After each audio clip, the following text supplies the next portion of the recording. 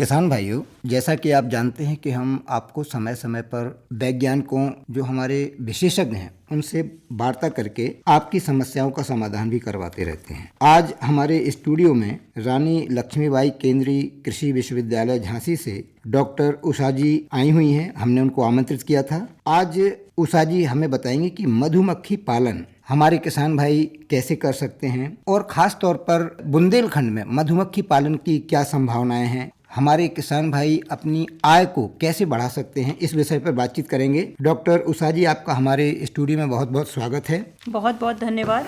आज मैं आप लोग को ये बताना चाहती हूँ कि बुंदेलखंड में मधुमक्खी पालन की क्या संभावना है। जैसा कि हम देखते हैं कि मधुमक्खी पालन के लिए आपको ज़्यादा भूमि की आवश्यकता नहीं होती है और बुंदेलखंड में जैव विविधता बहुत है, तो उसके अनुसार आप अपनी खेती के साथ साथ मधुमक्खी पालन अपनाकर अपनी आय को दुगनी कर सकते हैं। क्योंकि जैसा कि आप जानते हैं कि मधुमक्खी पालन के लिए जो मधुपेटिका जिसको हम बोलते हैं वो अपने खेतों में रख सकते हैं, जिससे आपकी जो फसल है उसकी पैदावार में भी बढ़त होती है और साथ ही साथ मधुमक्खी पालन के लिए आवश्यक उपकरण है उनका भी जो प्राइस है, जो उनकी लागत है वो ज़्यादा नहीं आती है, जिसको आराम से किसान भाई ले सकते हैं, खरीद सकते हैं। मधुमक्खी पालन के लिए आवश्यक उपकरण और मधुमक्खी पालन के जो उत्पाद हैं जैसे कि शहद है, मोम है, प्रोपोलिस है और मधुमक्खी विष है, इनके औषधीय गुण हैं जिनको आप उत्पादन करके विभिन्न प्रकार के उत्पाद बना सकते हैं और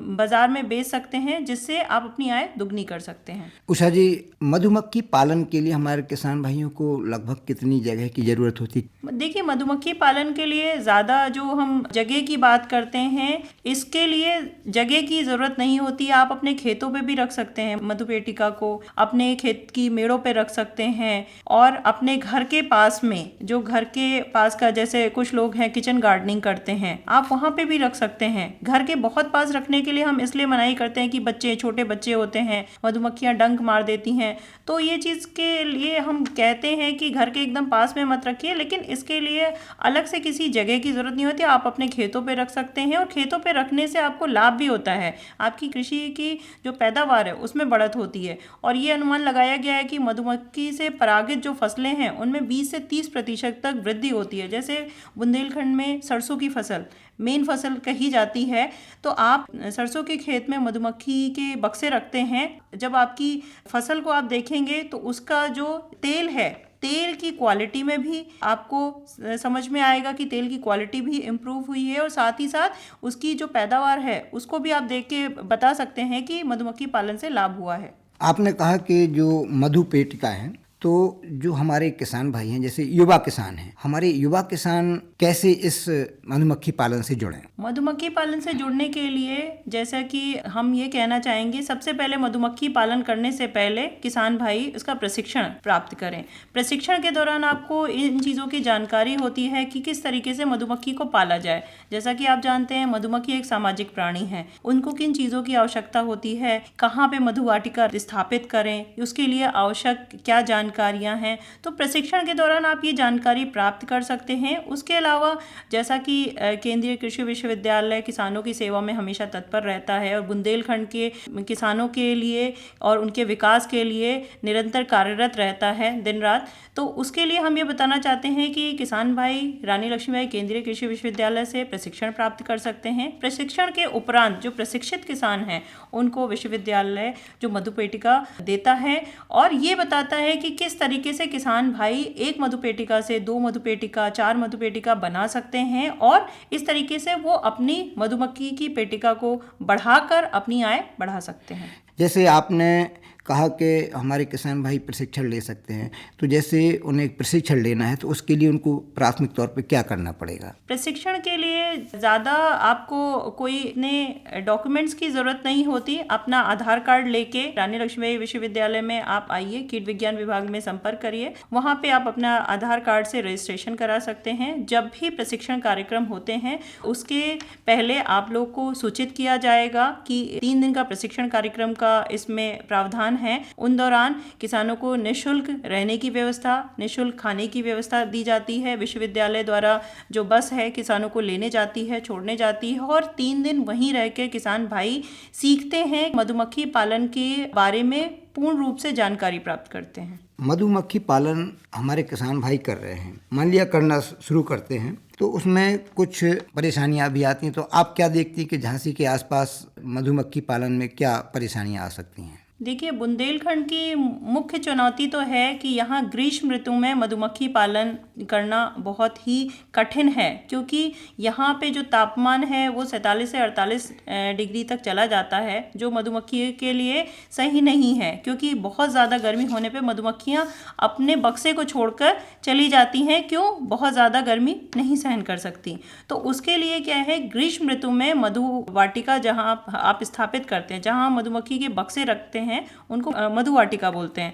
उस जगह को आपको सबसे पहले ये चीज़ें ध्यान रखना है कि आदर्श मधु वाटिका की स्थापना कैसे करें, ताकि गर्मी के मौसम में आपको ये जो चुनौतियां आती हैं इनका सामना ना करना पड़े। सबसे पहले है कि आप अपनी मधु वाटिका जहाँ स्थापित करें आसपास साफ बहता हुआ पानी होना चाहिए और वहाँ पे छायादार वृक्ष होने चाहिए। अगर छायादार वृक्ष नहीं है तो आप शेड जैसा बना के, जैसे आप झोपड़ी का एक छप्पर जैसा बनाते हैं, आप वो बना के भी अपने बक्से रख सकते हैं। छायादार वृक्ष होने से और बहता पानी होने से तापमान है उसमें थोड़ा सा फर्क आपको दिखाई देगा कि वहाँ का तापमान थोड़ा सा 1-2 डिग्री कम रहता है।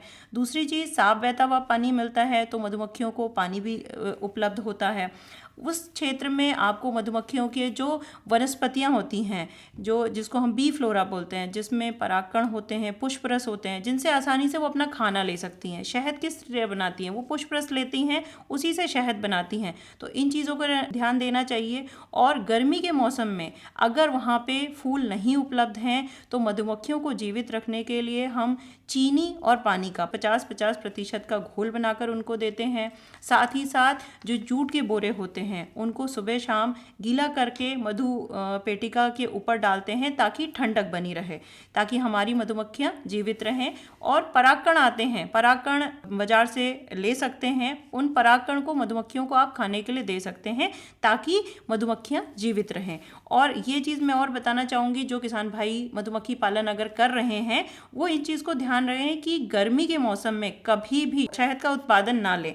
गर्मी के मौसम में हमें मधुमक्खियों को जीवित रखना है, ताकि हमारा जो मेन सीज़न होता है नवंबर से अप्रैल तक, उस टाइम पे शहद का उत्पादन लें, ताकि मधुमक्खियाँ भी आपकी जीवित रहें और आपके नुकसान भी ना हो। डॉक्टर उषा जी, जैसा कि आपने मधुपेटिका की बात की, एक मधुपेटिका से हमारे किसान भाइयों ने मधुमक्खी पालन शुरू किया, तो लगभग 1 साल में एक मधुपेटिका से उनको कितनी आय लगभग हो सकती है? देखिए, मधुपेटिका जैसे सिंगल होती है, सिंगल स्टोरी मधुपेटिका है, उसका जो कॉस्ट होता है वो 2000 रुपये होता है। 2000 रुपये लगाकर किसान मधुपेटिका स्थापित कर सकते हैं। और हम यही सुझाव देते हैं कि कभी एक मधुपेटिका से शुरुआत नहीं करनी चाहिए, कम से कम 2 मधुपेटिका रखें। और जो मधुपेटिका है ये एक स्टैंडर्ड साइज आता है, जिसको बोलते हैं लैंगस्ट्रॉथ बी हाइव।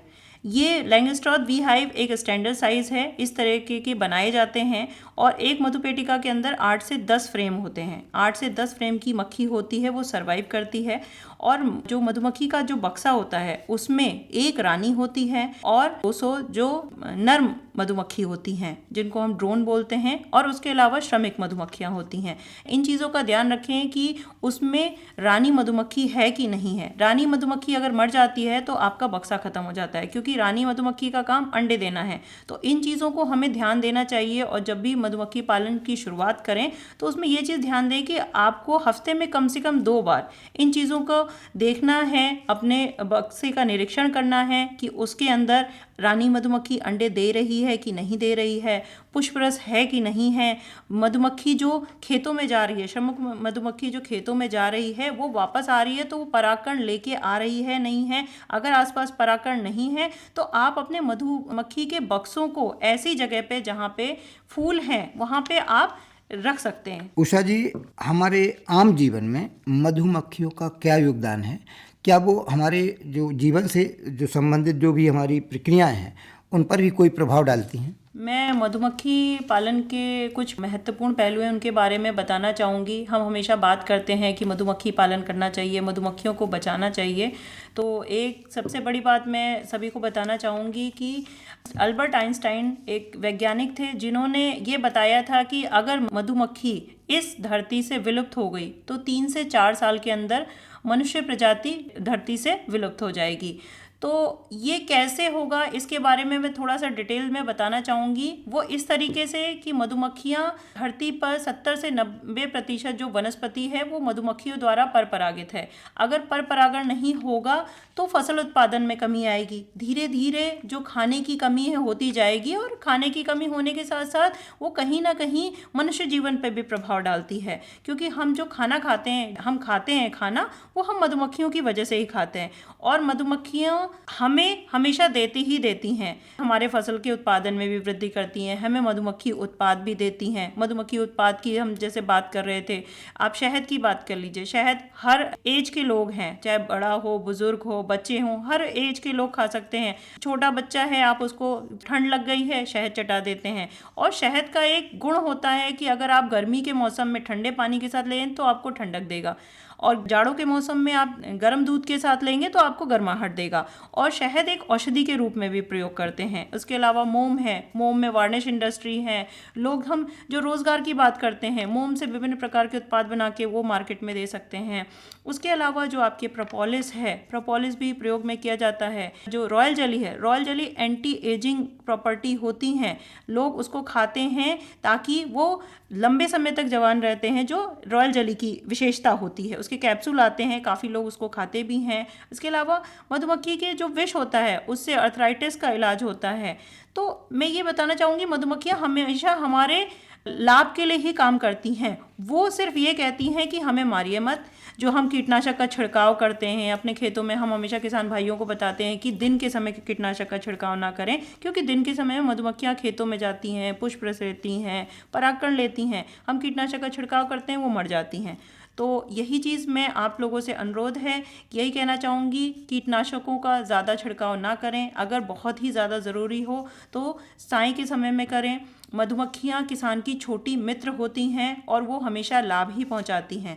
अपना अस्तित्व बचाने के लिए हम सभी को मधुमक्खियों को बचाना ही है। आपने अभी बताया कि एक जो मधुपेटिका है वो लगभग 2000 रुपए की आती है। अब जो हमारे ऐसे किसान भाई हैं जो कम आय के किसान हैं, तो क्या आपके विभाग से भी कुछ उनके लिए मधुपेटिकाएं दी जाती हैं? जैसा कि हमने बताया कि विश्वविद्यालय किसानों को प्रशिक्षित कर रहा है, मधुमक्खी पालन प्रशिक्षण दे रहा है, तो किसान भाई वहाँ पे अपना रजिस्ट्रेशन करा के प्रशिक्षण प्राप्त कर सकते हैं। प्रशिक्षण के उपरांत हर एक किसान भाई को 2 मधुपेटिका फ्री में दी जाएंगी।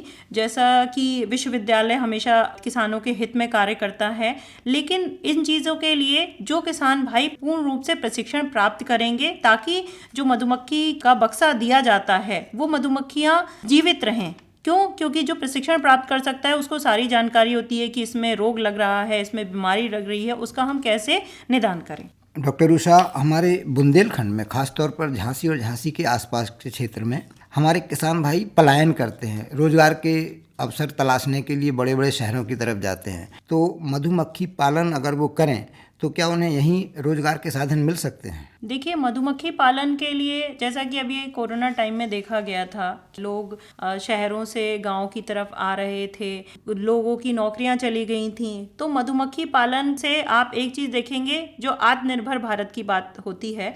आत्मनिर्भर भारत कैसे? कि आज का समय ये है कि आपको नौकरी पाने के लिए नहीं, नौकरी देने वाला बनिए। तो आत्मनिर्भर भारत के तहत आप मधुमक्खी पालन कर सकते हैं। मधुमक्खी पालन करके इतनी आय आप कमा सकते हैं कि आप खुद रोजगार सृजन कर सकते हैं। मधुमक्खी पालन के साथ साथ बहुत से अन्य रोजगार भी जुड़े हैं जो मधुमक्खी पालन करता है। एक चीज़ वो हो गई, साथ ही साथ जो बढ़ईगिरी का काम करते हैं वो बक्से बनाने का काम कर सकते हैं। मधुमक्खी पालन के जो पेटिका होती हैं उनके अंदर जो फ्रेम में जो मोम लगाया जाता है, जिसको हम कॉम फाउंडेशन शीट आधार छत्ता बोलते हैं, उसको बनाने का कार्य कर सकते हैं। उसको फिट करने के लिए उसमें तार लगाए जाते हैं। तो जो लोग हैं इसका कार्य भी कर सकते हैं, बक्सों को तैयार करने का कार्य भी कर सकते हैं। तो मधुमक्खी पालन के साथ साथ कई अन्य ये रोजगार भी जुड़े हुए हैं। तो इसको किसान भाई एक समूह बनाकर करेंगे तो उनको ये चीज़ का लाभ तुरंत दिखाई देगा। डॉक्टर साहब अब हम बात करेंगे युवाओं की। आजकल का युवा ये सोचता है कि उसे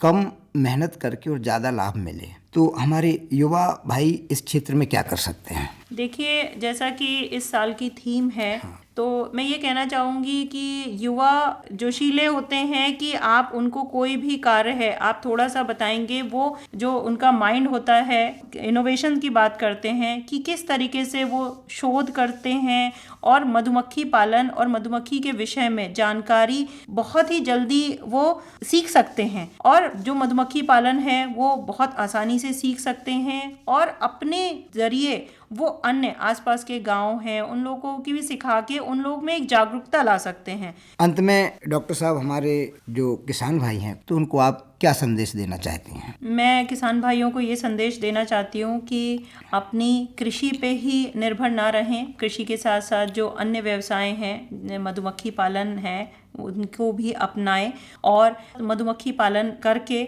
आप अपने आय में भी बढ़त कर सकते हैं, अपना स्वास्थ्य, अपने परिवार के स्वास्थ्य में भी बढ़त कर सकते हैं, और साथ ही साथ इनको अपने जो साथी गण हैं उनको भी बताएं, इनके लाभ बताएं ताकि वो भी मधुमक्खी पालन करें, और इस तरीके से एक कड़ी जोड़कर हम अपने समाज को और एक तरह से अपने देश को और अपनी पृथ्वी को बचा सकते हैं। डॉक्टर उषा, आप रानी लक्ष्मीबाई केंद्रीय कृषि विश्वविद्यालय झांसी से हमारे स्टूडियो में पधारी। आपने हमारे किसान भाइयों और बहनों को मधुमक्खी पालन संबंधी इतनी उपयोगी जानकारी दी, इसके लिए आपका बहुत बहुत धन्यवाद।